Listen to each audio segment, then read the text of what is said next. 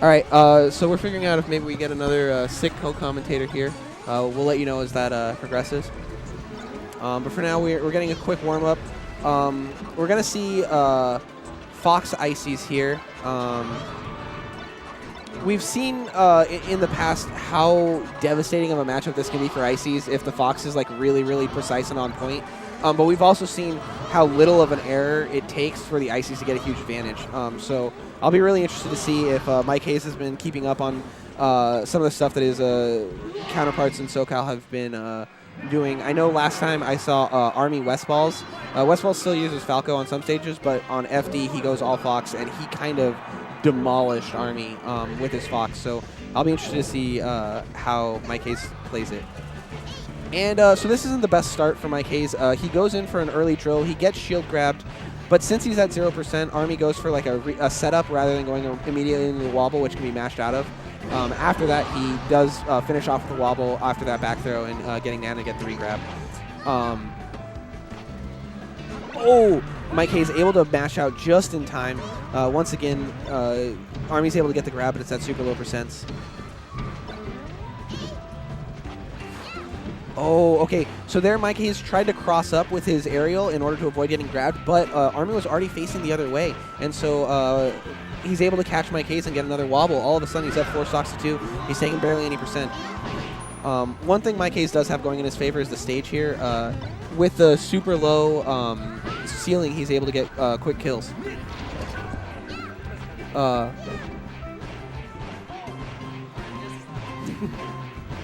All right, so unfortunately, Mike Haze gets caught with a third wobble pretty quickly, and Mike's going to have to figure something out here in order to bring this back.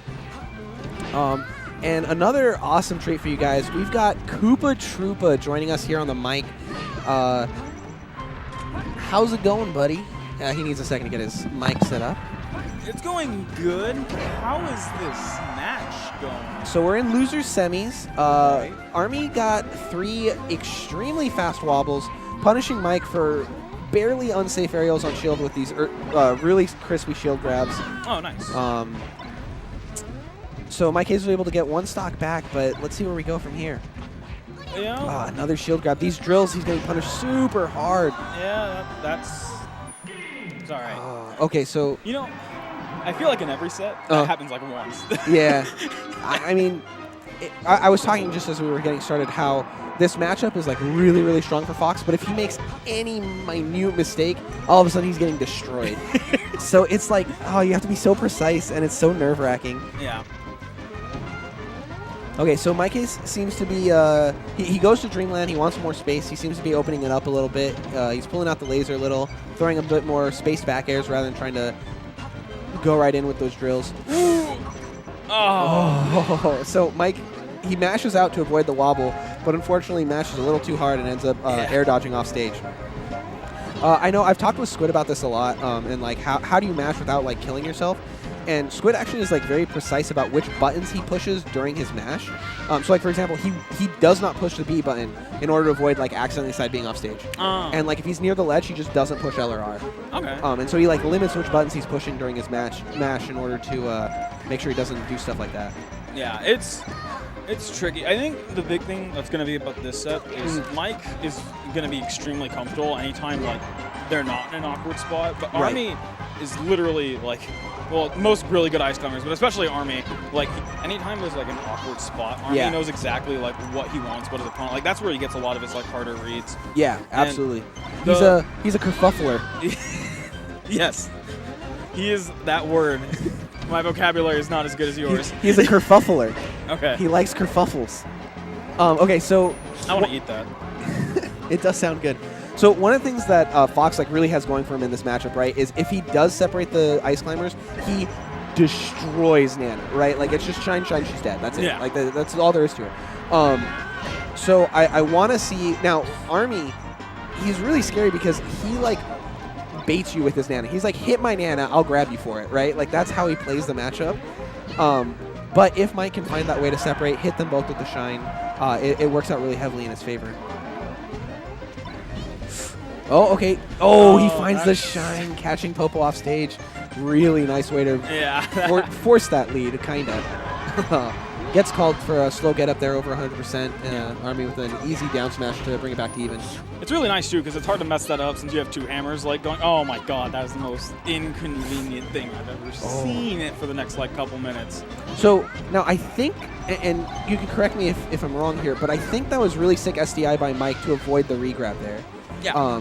And so being able to get out of that otherwise wobble setup is a really, really big deal. I mean, basically turns the entire game around here. He's able to kill Nana instead. Oh yeah, there's another lifetime where it's 2-1 right now. Yeah. And Army still got Nana and Popo, but now Mike's poised to maybe take the stock. Ooh.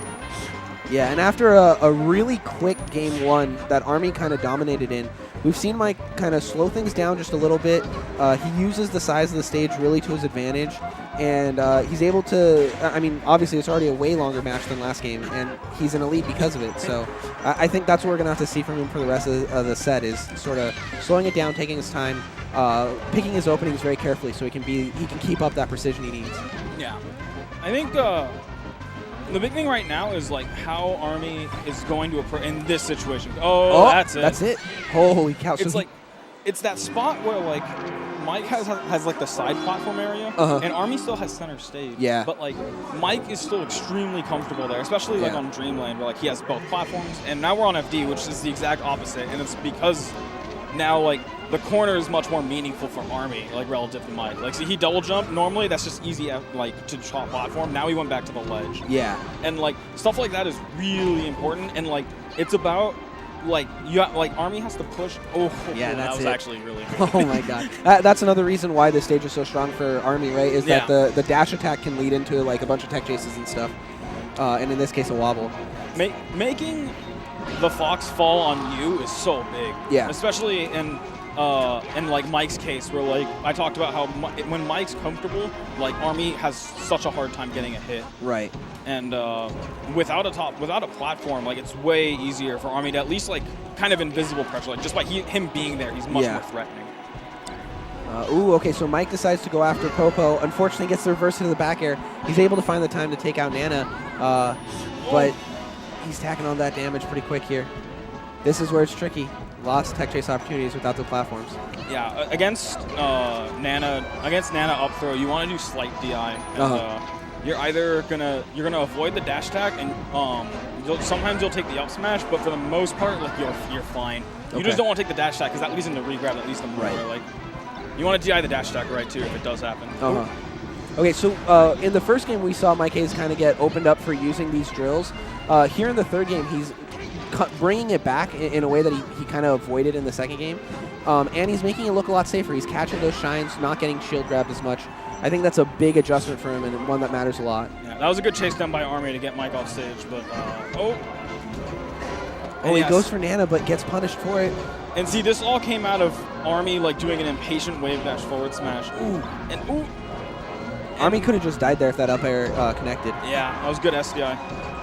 Or actually, I'm not for sure if Mike messed up. I gotta recheck that. Yeah. Once again, Mike seems to be having a little bit of trouble making his calls on whether he wants to go for Popo or Nana. And it costs him there as he tries to get the kill on Nana, and Popo's able to punish and then save Nana. So kind of a tough trade there. Yeah. Let's see if he can clean it up. These down smashes, you got to watch for them. Even though it's just Sopo, he can really tack on the damage, especially here on FD. I will say right now, too, that Army's doing a really... that's that. When you come... That just happens, dude. I don't even know what to say. That just... Yeah, I mean, when you come down after you've already double jumped, Army knows you have so few options. Like, usually in most matchups there, like, Fox's feels pretty comfortable wave landing because it's pretty long. But Sopo's waveland is so long that he really has to come down with an aerial, and then all of a sudden he's like in deep trouble. Did that Phantom shine? Might have. I didn't notice. Oh, okay. Army covers that with the ice blocks, but... Was that Daraki on purpose? That was really smooth. And that's going to be the game. Okay.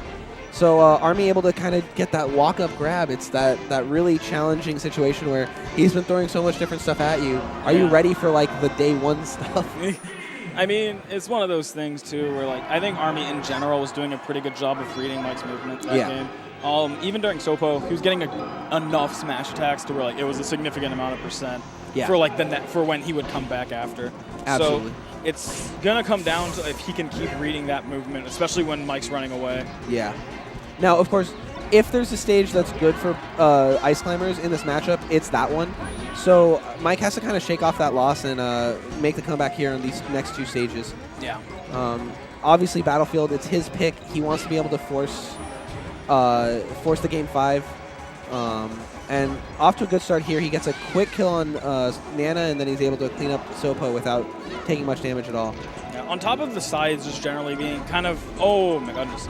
On top of the sides kind of being more, oh my god, how does that grab hit? There's just been a couple of shield grabs that Army's done, and Mike's not L-canceled, and that's that, honestly. I really thought he got the drill behind Popo's shield there. No. So I thought he was going to be safe, but in the end, the grab hitbox was able to find him anyway. And like you said, when you miss that L cancel, it's tricky because you're hitting both Sopo and Nana. Yeah. So it's tough. But, oh, okay, there we go. Oh, but he doesn't find the last shine. But,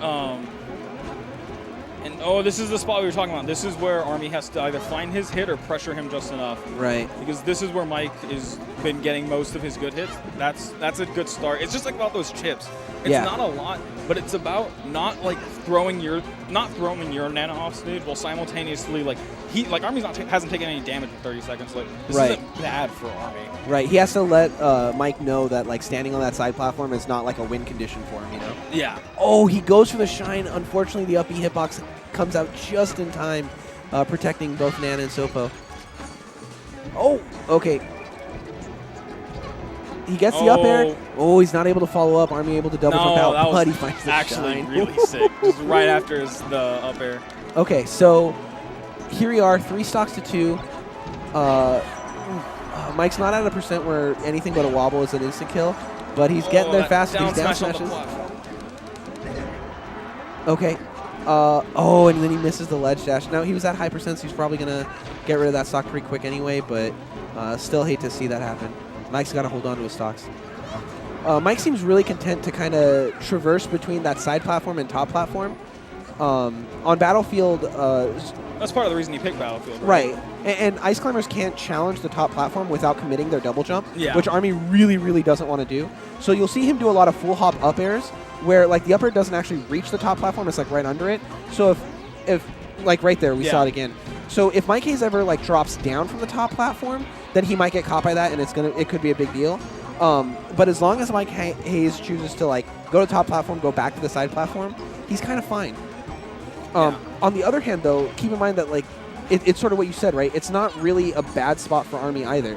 No, he's in center stage. And the big thing, Army's big openings are going to come from that transition of when he has to go to the side platform. And if he can catch Mike, while he's doing that jump, which is really, really hard. But it's definitely doable to at least nick him a little bit. And he's at that percent now where nicking him's enough. And that's...